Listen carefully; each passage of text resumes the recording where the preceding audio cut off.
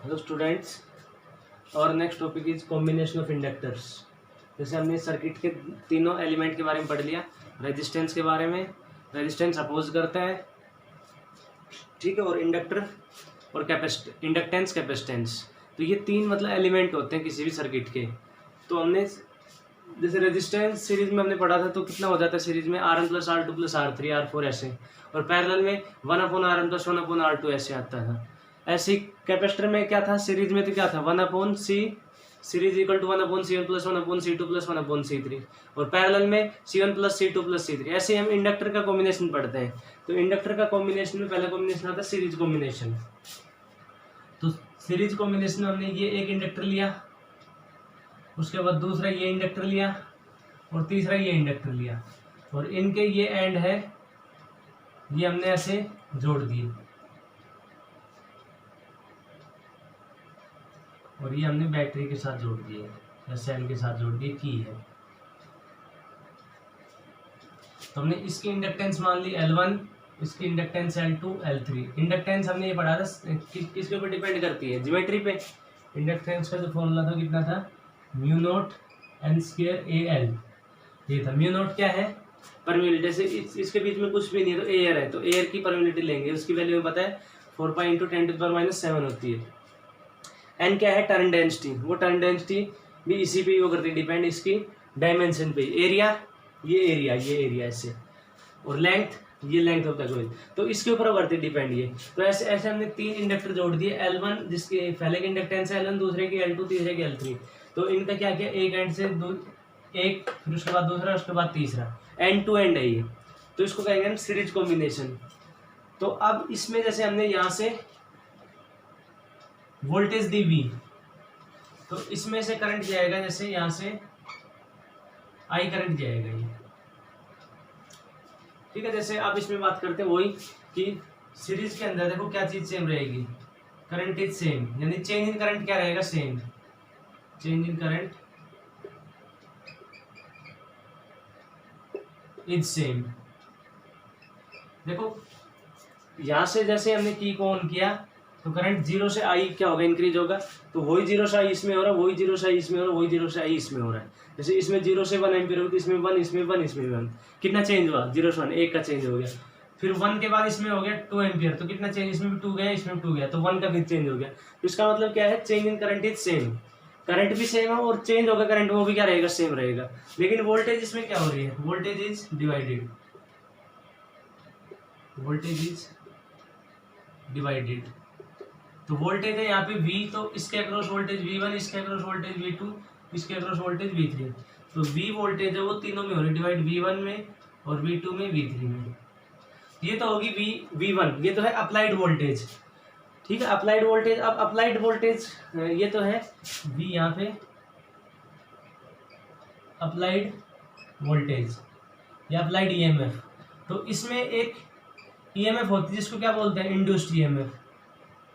मतलब उस अप्लाइड को अपोज करने के लिए अपोजिट साइड में इंड्यूस्ड EMF इसमें होगी, उसको बोलते हैं। और कितनी होती है, अप्लाइड EMF होती है उसके इक्वल होती है। तो इसमें EMF हुई जनरेट E1, इसमें होगी E2, और इसमें होगी E3, ठीक है। और ये सब क्या है, V1 is equal to E1, और V2 is equal to E2, और V3 is equal to E3। देखो क्यों लिया हमने ये हमने लिया इसलिए ये पॉइंट सपोज मान लिया हमने A और B। ये इक्वल क्यों है, क्योंकि E1 क्या है, इंड्यूस्ड EMF है, और V1 क्या है, ये अप्लाइड वोल्टेज। तो applied voltage is equal to induced EMF कब तक रहेगी, जब तक कि करंट चेंज होता रहेगा। देखो सिग्नल के लिए बात करते हैं, ये नहीं है, तो यहाँ से करंट जैसे 0 से I हो गया, हमने ऑन किया, तो अब इसमें करंट कितना जाएगा, 0 के बाद 0.1 I, जैसे 0 से 10 एम्पीयर हो गया सपोज, ठीक है। तो 0 के बाद फिर कितना हो गया, 1 एम्पीयर, फिर 2 एम्पीयर, फिर 3 एम्पीयर, 4 एम्पीयर। तो ये क्या हो रहा है, करंट चेंज हो रहा है, उसमें मैग्नीट्यूड चेंज होगा, मैग्नीट्यूड चेंज होगा, फ्लक्स चेंज होगा, और फ्लक्स अगर चेंज होगा तो इसमें क्या बनेगी, इंड्यूस्ड EMF। और इंड्यूस्ड EMF इसमें क्या करेगी, अप्लाइड EMF को अपोज करेगी। तो अप्लाइड EMF है इस साइड, तो इंड्यूस्ड EMF कौन साइड होगी, इस साइड होगी। तो अप्लाइड EMF कितनी, V1, तो इसमें इंड्यूस्ड EMF हमने कितनी मान ली, E1, दोनों क्या रहेगी, इक्वल। क्यों, क्योंकि जब तक चेंज होता रहेगा, जब तक करंट वो 10 एम्पीयर नहीं हो जाता, तब तक ये V1 और E1 क्या रहेंगे, ये इक्वल रहेंगे। ठीक है। उसके बाद जैसे ही करंट 10 हो गया, अब करंट नहीं हो रहा चेंज, तो ये इंड्यूस्ड ईएमएफ इसमें होना, ये ईएमएफ इंड्यूस्ड जो तो बंद होगी। ठीक है, तो अब इसमें इंड्यूस्ड है नहीं, ये इवन कितनी होगी 0, तो उसमें अप्लाइड रहेगी। तो हम बात कर रहे हैं कब तक, जब तक करंट चेंज होता है इसमें। तो करंट जब तक चेंज होगा तो इसमें V1 तो क्या है अप्लाइड ईएमएफ, और E1 क्या है इंड्यूस्ड ईएमएफ।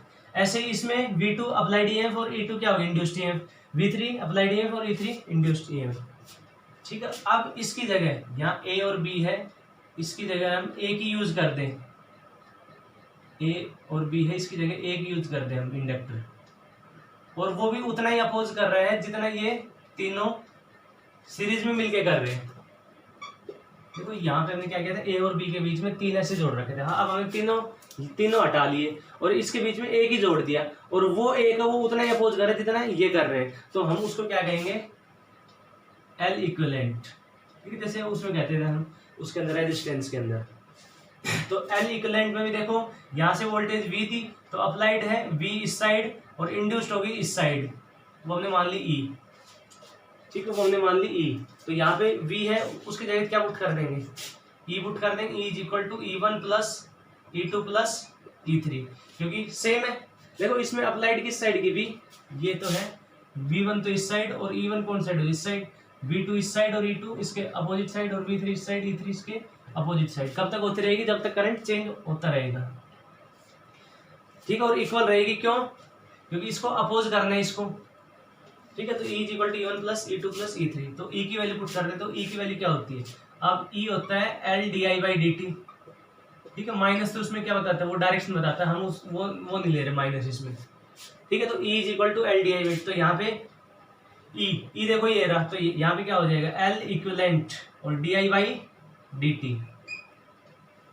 ठीक है, ये पुट कर दिया E1 की जगह, तो ये रहा E1, तो E1 ये क्या हो जाएगा L1 है इसका, और di upon dt plus L2, और यहाँ पे di upon dt plus L3, और ये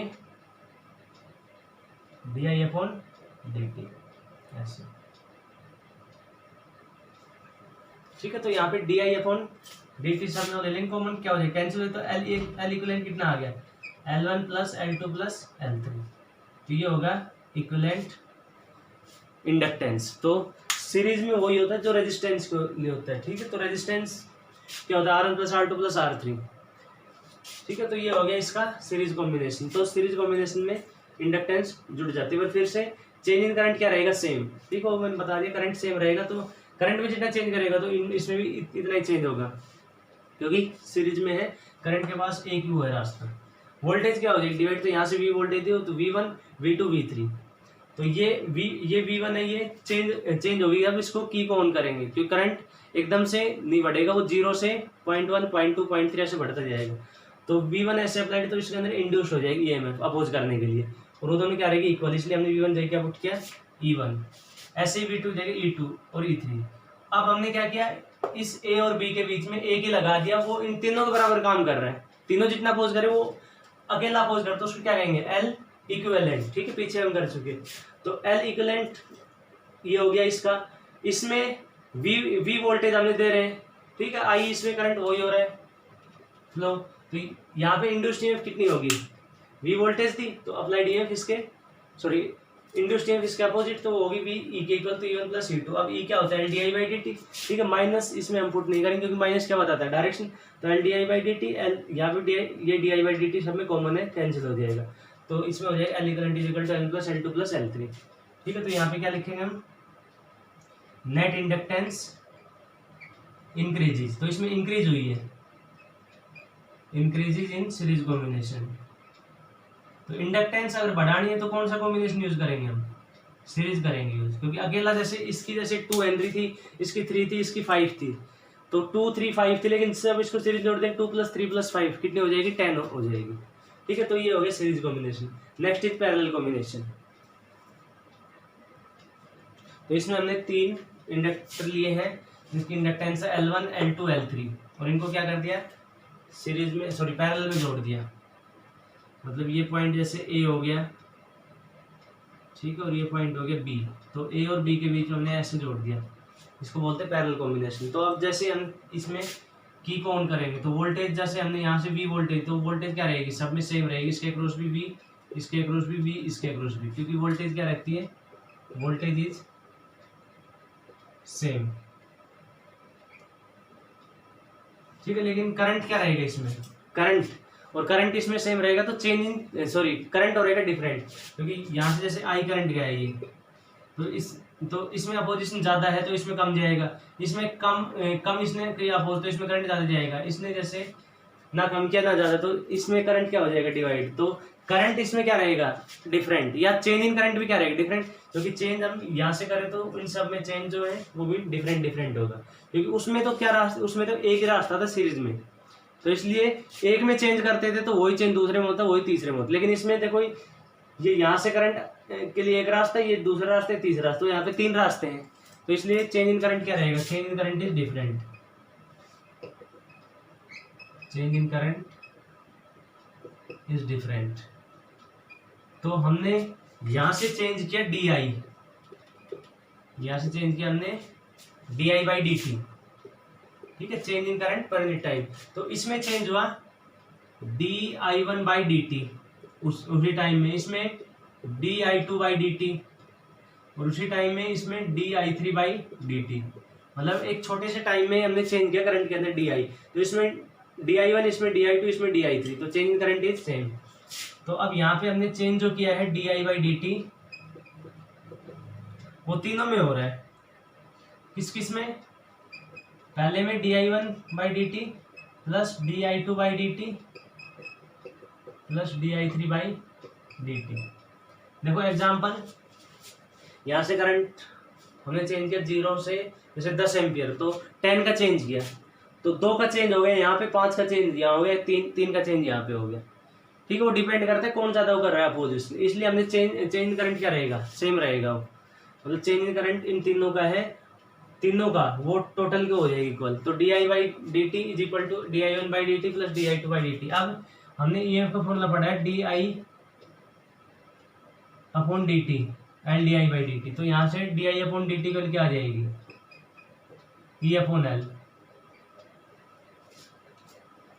तो अब इसमें देखो V है अप्लाइड वोल्टेज, तो इसमें EMF इंड्यूस्ड होगी अपोजिट साइड, ये तो अप्लाइड वोल्टेज है इस साइड ये, ठीक है, और अप्लाइड EMF कौन साइड हो जाएगी, इससे अपोजिट, ऐसे ही इसमें भी V है, इसे वोल्टेज V है वो इस साइड है, तो अप्लाइड भी कौन साइड होगी, उतनी होगी, E होगी उससे अपोजिट, इसमें भी V है, इसमें V है और कौन साइड है, इस साइड है, तो इसमें E, इसमें भी E होगी। देखो कहने का मतलब ये है कि इसमें भी V है, इसमें भी V है, इसमें भी है, तो तीनों में अप्लाइड वोल्टेज सेम है, तो इंड्यूस्ड जो है EMF वो क्या रहेगी, सेम रहेगी, E और E, तो इसलिए हम यहाँ पे क्या पुट कर देंगे, E/L इक्विवेलेंट, जैसे वही इसमें कि A और B था तो उसके बीच में हमने एक ही यहाँ पे जोड़ दिया है, A और B के बीच में, और वो भी उतना ही काम इसमें कर रहा है जितना ये एक कर रहा है, जैसे यहाँ से हमने DI/dt चेंज किया और इसका इंडक्टेंस कितना मान लिया, L इक्विवेलेंट, मतलब ये A और B है, ये इसके बीच में हमने 3 ये पैरेलल जोड़ रखे थे, इसकी जगह क्या कर दिया, एक ही जोड़ दिया, और वो भी उतना ही अपोज कर रहा है जितना इनका पैरेलल कॉम्बिनेशन कर रहा है तीनों का, तो उसको क्या कहेंगे, L इक्विवेलेंट। तो यहाँ पे EMF इसमें वोल्टेज कितनी दी हमने, V दी, तो V है अप्लाइड इस साइड, तो इसमें EMF कौन साइड होगी, अप्लाइड, इंड्यूस्ड अपोजिट साइड, तो वो होगी E/L इक्विवेलेंट, क्योंकि EMF इंड्यूस्ड E और इसका इंडक्टेंस कितना, L equivalent is equal to, इसमें DI1 तो E/L1 plus E/L2 plus E/L3, तो E ले लेंगे कॉमन तो क्या आ जाएगा, 1/L equivalent is equal to 1/L1 plus 1/L2 plus 1/L3, ये आएगा पैरेलल में, ठीक है। तो रेजिस्टेंस की तरह ये 1/R इक्विवेलेंट का जो फॉर्मूला, तो इसमें इंडक्टेंस क्या होगी, डिक्रीज, तो net inductance decreases, net inductance decreases in parallel combination.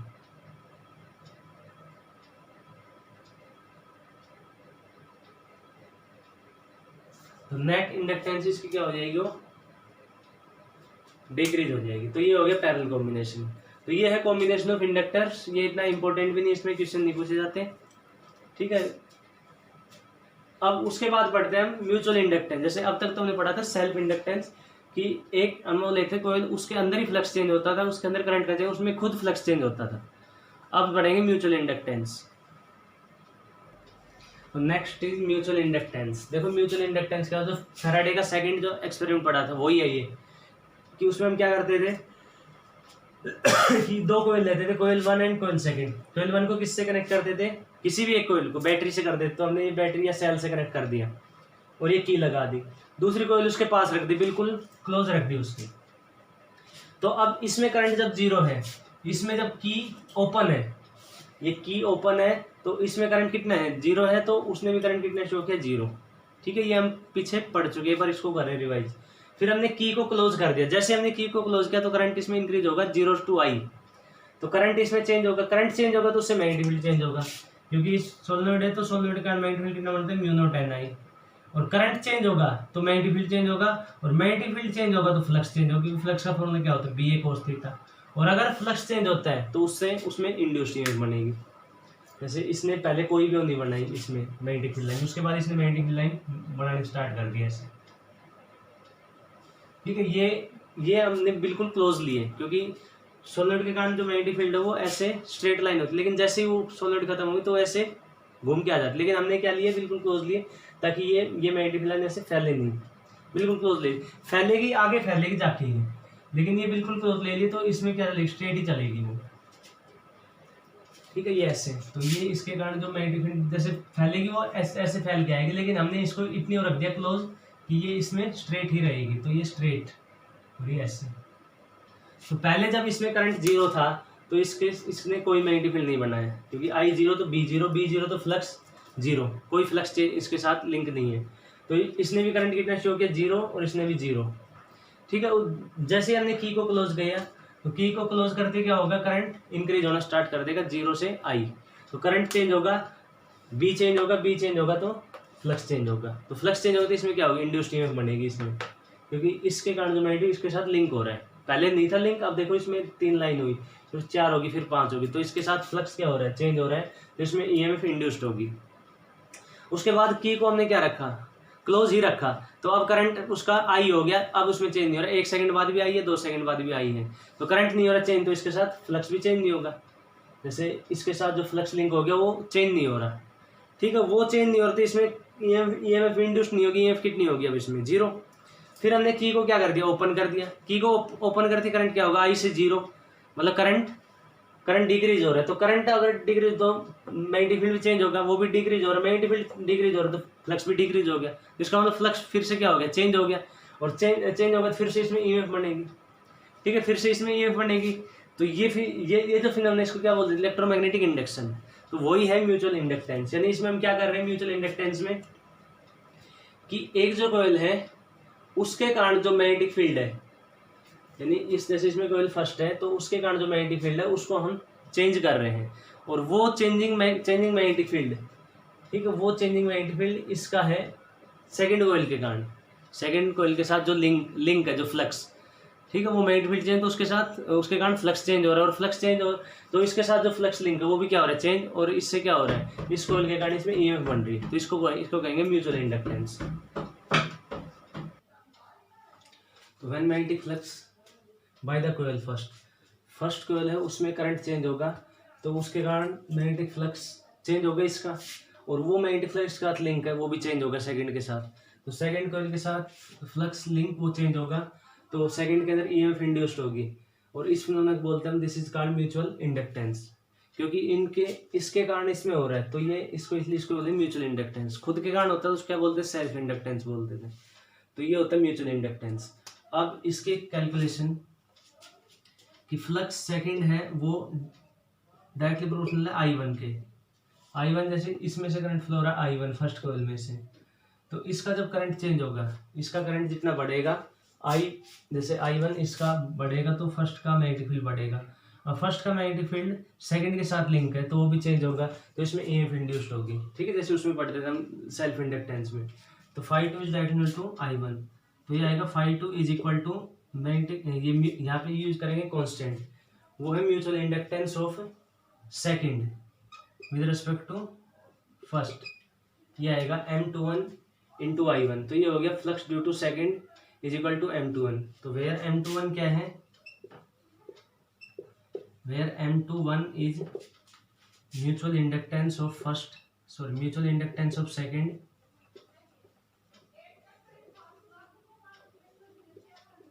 Due to first. तो हो गया म्यूचुअल इंडक्टेंस सेकंड का फर्स्ट के कारण। ठीक है, वही हमने किया जो पीछे किया था। इसमें फ्लक्स सेकंड के अंदर चेंज हो रहा है। ठीक है, क्योंकि हम सेकंड कोइल के अंदर ईएमएफ इंड्यूस्ड इसमें करवा रहे हैं। तो फ्लक्स सेकंड का किसके कारण चेंज हो रहा है, इस फर्स्ट के करंट के कारण। क्योंकि फर्स्ट का करंट जब तक चेंज होता रहेगा तब तक इसका मैग्नेटिक फील्ड चेंज होता रहेगा, और मैग्नेटिक फील्ड चेंज इसका फ्लक्स चेंज होता रहेगा, और वो फ्लक्स के साथ लिंक वो भी चेंज होता रहेगा। तो ये आएगा φ2 इज इक्वल टू M21I1। अब यहाँ पे हम M21 की वैल्यू क्या आएगी, φ2 अपॉन I1। तो यहाँ पे अगर हम I1 को, इफ I1 को कर दें हम 1 एम्पियर, उस टाइम मैग्नेटिक ये म्यूचुअल इंडक्टेंस ऑफ सेकंड किसके इक्वल हो जाएगी, फ्लक्स के हो जाएगी इक्वल। ठीक है, तो यहाँ लिखेंगे, यहाँ पे नोट करो, if current in first coil is 1 ampere, if current in first coil is 1 ampere, then mutual inductance of second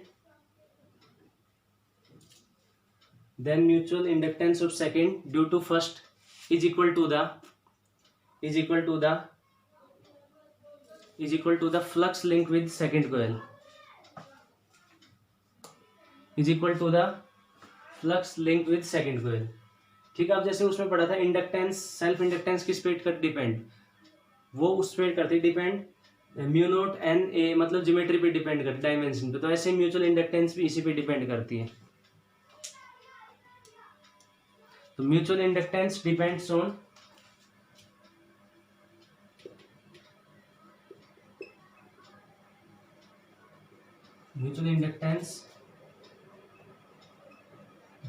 on geometry of the coil. Geometry मतलब कि उसकी टर्न डेंसिटी और लेंथ और एरिया। तो अब इसमें हम ये म्यूचुअल इंडक्टेंस की डेरिवेशन करेंगे कि कितनी होती है वो म्यूचुअल इंडक्टेंस। तो डेरिवेशन करते हैं म्यूचुअल इंडक्टेंस की। तो पहले हम क्या कर रहे हैं, फर्स्ट कॉइल को तो सेल से कनेक्ट कर रहे हैं, सेकंड के अंदर ईएमएफ इंड्यूस्ड कर रहे हैं। तो इसके करते हैं डेरिवेशन। तो देखो, इसमें हमने सेकंड कॉइल है उसकी लेंथ ले ली L, इसकी लेंथ ले ली L, और एरिया इसका हो गया A2, एरिया A2 ले लिया। इसकी लेंथ है L1 और इसकी लेंथ है L, ये ले लेते हैं L1 और इसका एरिया A1। तो इसकी लेंथ ले लेते हैं L2 और एरिया A2, मतलब इसका एरिया है A1 और इसका एरिया A2। इसकी लेंथ जो है L1 है और ये L2। इसकी टर्न डेंसिटी लेते हैं हम स्मॉल n1 और इसकी टर्न डेंसिटी लेते हैं हम स्मॉल n2। ठीक है, तो ये हमने इसमें इसकी ले ली डायमेंशन। अब इसमें कैलकुलेट करते हैं। तो हमें कैलकुलेट करना है M21। तो M21 किसके इक्वल होगा, mutual inductance of second due to first. तो ये अभी हमने किया है, वो इक्वल होगा flux due to second upon I1। अब करते हैं magnetic field by coil first. वो हमने किया था म्यू नॉट N1 I1, क्योंकि फर्स्ट की वजह से मैग्नेटिक फील्ड बना रही है। उसके बाद मैग्नेटिक फील्ड, ये तो हो गया मैग्नेटिक फील्ड। अब magnetic field linked with one turn off second coil. एक टर्न के साथ कितना हो रहा है, तो वो कितना मैग्नेटिक फील्ड का फॉर्मूला है, तो ये मैग्नेटिक फ्लक्स है, मैग्नेटिक फ्लक्स। तो मैग्नेटिक फ्लक्स का फॉर्मूला क्या होता है, BA cos थीटा। तो यहाँ पे एंगल कितना हो जाएगा 0, क्योंकि B भी ऐसे ही बन रहा है और एरिया वेक्टर भी ऐसे ही है। तो यहाँ पे मैग्नेटिक फील्ड बन रहा है उसका B भी ऐसे ही और एरिया वेक्टर भी ऐसे ही है। देखो ऐसे है, जैसे ये कॉइल है, ये इसकी ये टर्न ली हमने, तो इसका B ऐसे बन रहा है फर्स्ट के कारण, और इसका एरिया वेक्टर भी इस साइड। तो एंगल कितना हो गया 0। तो यहाँ हो जाएगा BA, तो B इंटू A कोस 0 कितना हो गया 1। तो B कितना है, इसके कारण जो मैग्नेटिक फील्ड बन रहा है वो है mu naught N1 into I1, और एरिया लेंगे किसके साथ लिंक हो रहा है, सेकंड के साथ, तो सेकंड का एरिया लेंगे A1। अब इसकी टोटल टर्न हम निकालते, तो टोटल टर्न कितनी होगी इसकी, टोटल टर्न्स कैपिटल N लेंगे तो कितनी होगी N2 इंटू L1, क्योंकि देखो यूनिट लेंथ के अंदर कितनी टर्न है N2, N2 क्या है टर्न डेंसिटी, मतलब 1 मीटर के साथ, तो L1 के साथ कितनी हो जाएगी N2 इंटू L1। तो next magnetic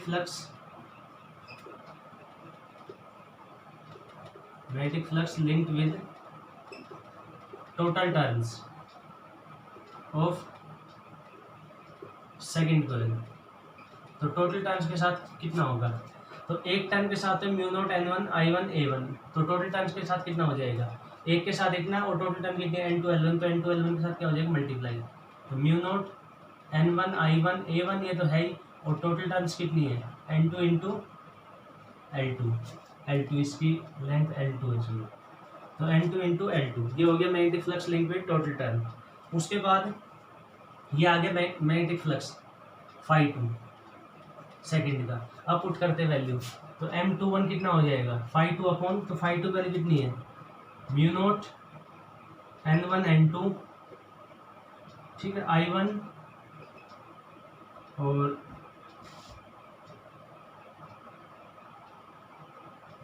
mu naught N1 N2 हो गया I1 A1 और L2 अपॉन करंट कितना है I1, ठीक है ये हो गया, देखो mu naught N1 I1 A1, तो mu naught N1 I1 A1 ये रहा, और N2 L2 ये रहा अपॉन I1, तो I1 से I1 कैंसिल हो गया, तो यहाँ से आगे mutual inductance of second due to 1, तो ये आगे mu naught N1 N2 A1 into L2 ये आएगा म्यूचुअल इंडक्टेंस ऑफ सेकेंड, ठीक है। अब ये तो आ गया सेकेंड का म्यूचुअल इंडक्टेंस फर्स्ट के कारण। अब देखो इसमें सिमिलरली अगर हम M12 निकालें, M12 देखो कैसे निकालेंगे, इसको यहाँ पे लगा देते हैं हम गैल्वेनोमीटर, यहाँ पे हमने वो लगा दिया गैल्वेनोमीटर, और यहाँ पे लगा दिया हमने सेल और की। तो अब देखो इसमें तो क्या होगा, इसमें हम करंट को फ्लो करेंगे I2, अब इसमें करंट फ्लो करेंगे I2, और इसके कारण मैग्नेटिक फील्ड बनेगा, वो मैग्नेटिक फील्ड इसके साथ, इसका फ्लक्स इसके साथ लिंक होगा, तो इसमें क्या लिखेंगे, अब यहाँ हो जाएगा M12 क्योंकि mutual inductance of first due to second, अब फर्स्ट के अंदर फ्लक्स है और वो किसके कारण हो रहा है सेकंड के करंट के कारण, क्योंकि सेकंड में करंट फ्लो, तो magnetic field by coil second, तो सेकंड कॉइल का कितना बन रहा है म्यू नॉट N2 I2 हो जाएगा, ठीक है, क्योंकि 194 लगा म्यू नॉट Ni, तो ये इसका मैग्नेटिक फील्ड बन रहा है कितना बन रहा है म्यू नॉट Ni, तो म्यू नॉट N कितना है N2 है, और इसकी लेंथ करंट कितना फ्लो है इसमें I2। अब magnetic flux link with one turn off first coil, तो फर्स्ट कॉइल के साथ वो लिंक हो रहा है, तो कितना हो रहा है वो B cos 0, तो B इंटू A, ठीक है, B किसका था, जैसे पहले था फर्स्ट का B, तो अब सेकंड का, तो B इंटू A, तो B इंटू A, तो B कितना है म्यू नॉट N2 I2 और इंटू एरिया, ठीक है। अब एरिया कितना इसका हो गया, एरिया इसका कितना है A1 है, क्योंकि फर्स्ट के साथ हो रहा है लिंक अभी है, मैग्नेटिक फील्ड अब सेकंड का फर्स्ट के कारण लिंक हो रहा है, तो mu naught N2 I2 A1। अब magnetic flux link with total turn, अब इसकी टोटल टर्न निकालेंगे, टोटल टर्न्स, तो टोटल टर्न्स कितनी आएगी यूनिट लेंथ के अंदर कितनी है N1, और L1 के अंदर कितनी हो जाएगी N1 इंटू L1, तो N1 इंटू L1 आ जाएगा, तो magnetic flux link with total turns of first coil, तो यहाँ पे आएगा फर्स्ट कॉइल का, तो first coil is equal to mu naught N2 I2 into A1, ठीक है, इसका जो एरिया वो है A1 है, तो यहाँ पे हो जाएगा A1, और लेंथ कितनी हो जाएगी N1 इंटू L1, तो ये आएगा यहाँ पे, इसको जब हम सोल्व करेंगे तो N1 N2 ये रहेगा, तो ये आ जाएगा म्यू नॉट N1 की जगह तो हो जाएगा N2, और N2 जगह हो जाएगा N1, और एरिया ये किसके साथ लिंक है फर्स्ट के साथ लिंक है, तो एरिया इसमें आ जाएगा फर्स्ट का, और लेंथ आई किसकी फर्स्ट की, तो A1 इंटू L1 यहाँ पे आएगा, सॉरी A2 आएगा यहाँ पे,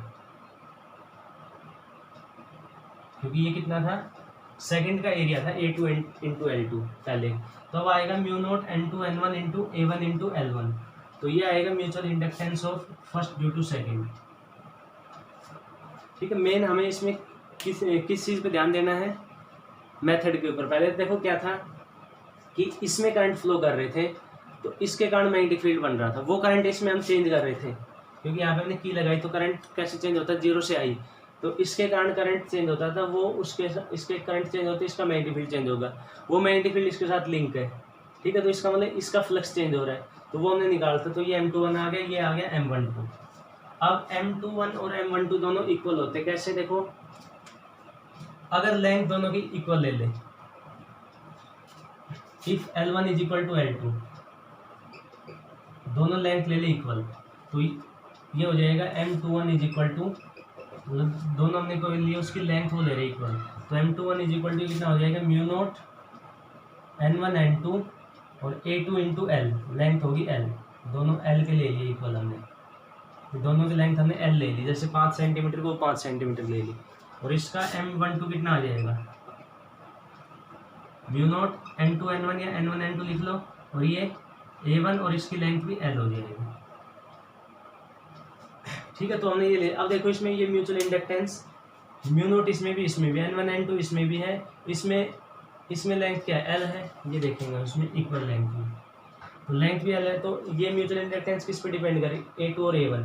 अब इसमें देखो एरिया हमें कौन सा लेना है, A1 और इसमें एरिया A1 ले या A2, तो मेन इसमें हमें यही इसमें ध्यान देना कि A1 ले या A2, तो इसमें हमें वो ना A1 लेना ना A2 लेना, हमें वो एरिया लेना जो स्मॉल एरिया हो। कैसे, क्योंकि देखो ये जो कोयल है, अगर फर्स्ट कोयल है उसका एरिया ज़्यादा हो गया, ये एरिया हो गया ज़्यादा, इसका एरिया ये हो गया A1, और सेकंड कोयल है उसका एरिया हो गया छोटा, ये है A2। तो अब A1 ने बनाया तो इतना, लेकिन उसका लिंक तो उसके साथ इतना ही हो, क्योंकि वो सेकंड जो कोयल है वो है ही इतनी, तो लिंक तो इतने में से होगा, दोनों बिल्कुल क्लोज रखिए। तो जैसे इसने मैग्नेटिक फील्ड बनाया इतने एरिया में से, तो इतने एरिया में से तो इतने एरिया में से मैग्नेटिक फील्ड लाइन निकल रही है, लेकिन इसके साथ लिंक तो कितने के साथ होगी, इतने के साथ ही होगी।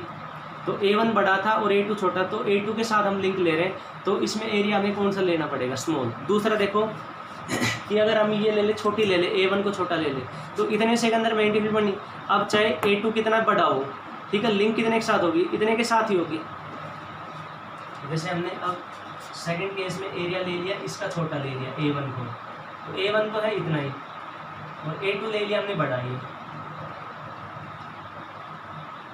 तो अब इसमें A1 अब ये बनाई इतने से एरिया में से रही है, तो इतने से एरिया का ही तो फ्लक्स लिंक होगा। तो इसमें A1 और A2 ये नहीं है कि A1 ले A2, हमें कौन सा एरिया लेना है, इसमें एरिया लेना है, स्मॉलर एरिया लेना है। ठीक है, वो हम इसमें समझ, देखो पहले ने इतने से एरिया में वो बनाया फ्लक्स, इतने से एरिया में फ्लक्स लिंक है, लेकिन वो पूरा एरिया हमारे किसी काम का नहीं, क्योंकि वो लिंक तो कितने के साथ होगा, इतने के साथ ही होगा लिंक। ठीक है, क्योंकि वो छोटी है। अब दूसरे में क्या लिया, वो है ही छोटी इतनी, तो उसमें बना रही है, अब उसके सामने कितनी बड़ी को रख दो, लिंक कितने के साथ होगी, इतने के साथ होगी, इसलिए हमें एरिया कौन सा लेना है, स्मॉलर एरिया लेना है। ठीक है, तो इसमें लिखेंगे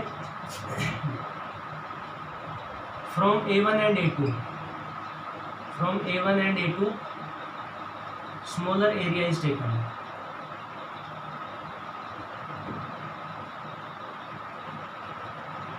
तो A1 और A2 में से हमें कौन सा वो लेना है एरिया, छोटा वाला एरिया लेना है, तो उसको AS लिख लेते हैं। तो यहाँ पे कितना आएगा, ना तो A1 आएगा ना A2 आएगा, जो छोटा होगा वो इसमें हमें लेना पड़ेगा। तो यहाँ से आ गया M1 और M2, इधर से M1 लिखे, ये है इक्वल लेंथ के लिए ये, ठीक है, ये हमें ध्यान रखना है। तो M21 तो कितना आ गया, M21। अब देखो फॉर्मूला है म्यू नॉट है ही, N1 N2 है ही, लेंथ भी L है, एरिया कौन सा लेना है, स्मॉलर एरिया लेना। ऐसे ही M12 लिखेंगे तो क्या लिखेंगे, म्यू नॉट तो है ही, N1 भी है, N2 भी है, लेंथ भी इक्वल है, और एरिया कौन सा लेंगे, स्मॉलर। तो इससे पता चलता है कि M21 और M12 दोनों क्या है, इक्वल ही है, दोनों को M पुट कर सकते हैं। तो M का जो डेरिवेशन आएगा वो क्या आएगा, ये आएगा mu naught N1 N2 length और एरिया स्मॉलर। ठीक है, कुछ बुक में इसमें एरिया A लिख रखा है, तो इसका मतलब वो है स्मॉलर एरिया लेना है। ठीक है। तो ये कैलकुलेशन होगी म्यू नॉट इसकी म्यूचुअल इंडक्टेंस की। तो इसमें हमें ध्यान रखना म्यूचुअल इंडक्टेंस में हम इसमें कैसे कैलकुलेट कर रहे हैं। फर्स्ट कोयल ले रहे हैं, पहले हम फर्स्ट कोयल में करंट पास कर रहे थे हम, सेकंड में फ्लक्स लिंक होता था। तो फर्स्ट की लेंथ L1 एरिया A1 और N1 टर्न डेंसिटी, L2 इसकी लेंथ एरिया A2 और N2 इसकी टर्न डेंसिटी। ठीक है। तो उसमें फिर हमने क्या किया था, फर्स्ट के कारण मैग्नेटिक फील्ड बना, वो कितना बना म्यू नॉट NI, वो फॉर्मूला लगाया। वो मैग्नेटिक फील्ड इसके साथ लिंक होगा एक टर्न के साथ, तो एक टर्न के साथ निकाले, फिर N टर्न के साथ, टोटल टर्न के साथ N2 L2 के साथ मल्टीप्लाई कर दिया। फ्लक्स कितना होता है BA cos थीटा, थीटा कितना है 0, क्योंकि बी इसमें ऐसे बन रहा है और एरिया वेक्टर भी ऐसे होगा। वो हमने देखा था इसमें टर्न में कि इसका एरिया वेक्टर क्या होता है हमेशा प्लेन, इसका जो प्लेन उसके परपेंडिकुलर, तो एरिया वेक्टर भी इस साइड और मैग्नेटिक फील्ड इस साइड, तो एंगल कितना हो गया 0। तो बी ए कोस 0, तो बी इंटू ए आ गया, बी कितना हो गया म्यू नॉट NI, और एरिया उसका जिसके साथ लिंक है उसका ले लेंगे, जैसे इसके साथ लिंक है तो इसका एरिया ले लेंगे A2। उसके बाद क्या करेंगे, जो मेन फॉर्मूले पुट कर देंगे म्यूचुअल इंडक्टेंस के क्या फॉर्मूला होता है फ्लक्स अपॉन करंट, तो वो हमने पुट कर दिया। तो हमने ये निकाला M21 और M12, यह है स्टार्टिंग में। अब देखो इसमें ये इतना तो इक्वल है दोनों में, A1 और L2। अब हमने क्या ली, लेंथ दोनों की इक्वल ले ली। अगर लेंथ हो इक्वल तो ये इसकी लेंथ भी L हो जाएगी, इसकी भी L हो जाएगी, तो लेंथ भी L होगी। देखो L और ये L, लेंथ भी L होगी।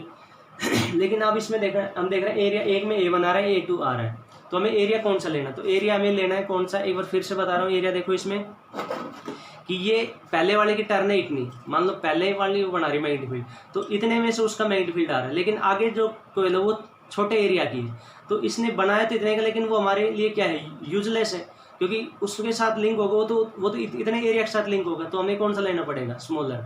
दूसरा अगर ये ले छोटा, तो इसने बनाया कितना, इतना बनाया, अब इसके सामने चाहे कितनी बड़ी कोयल रख दो वो इतने के साथ ही लिंक होगा।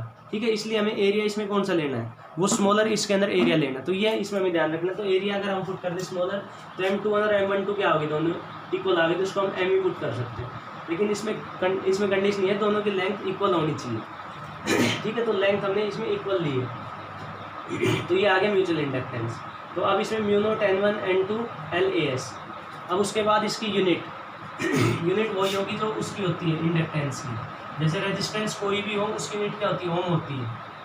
ठीक है, कंडक्टर का हो या उसमें फिर जैसे इंसुलेटर का हो तो उसको क्या लेते हैं हम, ओम ही लेते हैं। तो ऐसे इसकी यूनिट क्या हो जाएगी, unit of mutual inductance. Unit of mutual inductance क्या हो जाएगी, हेनरी।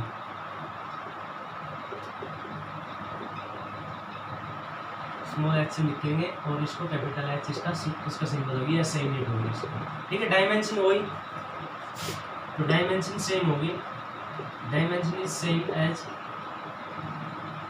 Of self inductance.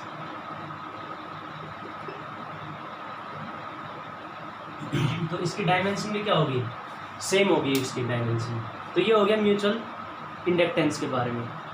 उसके बाद म्यूचुअल इंडक्टेंस है, इसमें देखो एक ये जैसे म्यूचुअल इंडक्टेंस ओरिएंटेशन पे भी कर दी डिपेंड। ओरिएंटेशन मतलब जैसे ये कोयल हमने ऐसे रख दी, दोनों पास पास ऐसे रख दी। दूसरा हम इसमें जैसे इसमें हमने पास पास रखी है, ऐसे पास पास रखी, तो ऐसे ओरिएंटेशन। ठीक है, ऐसे भी रख सकते हैं हम उसको, एक को हमने रख दिया ऐसे और एक को रख दिया ऐसे, तो ओरिएंटेशन होगा चेंज। दूसरा इसको हम ऐसे रख सकते हैं, एक को रख दिया ऐसे और एक को इसके ऊपर रख दिया। जैसे एक कोयल है, एक हमने स्प्रिंग ली और उसके अंदर रख दी स्प्रिंग, तो ओरिएंटेशन के ऊपर भी वो करती है डिपेंड म्यूचुअल इंडक्टेंस। जैसे म्यूचुअल इंडक्टेंस हमने देख किस पे डिपेंड करती है, म्यू नॉट, ये क्या है परमिलिटी, N1 N2 क्या है टर्न डेंसिटी और L क्या है लेंथ और एरिया। तो ये सब क्या है डायमेंशन। उसके अलावा ये किसके ऊपर डिपेंड करती है, ओरिएंटेशन भी डिपेंड करती है। तो ओरिएंटेशन के ऊपर कैसे करती है डिपेंड, उसको फिर हम नेक्स्ट लेक्चर में इसमें ये पढ़ेंगे, क्योंकि अब तक म्यूचुअल अब इसमें EMF और निकालेंगे। EMF का फॉर्मूला है ना इसमें सेकंड लॉ का d∅/dt, तो उसके कारण फिर EMF भी हम कैलकुलेट करेंगे और इसके ओरिएंटेशन के ऊपर कैसे डिपेंड करता है। तो that will be discussed in the next lecture. Thank you.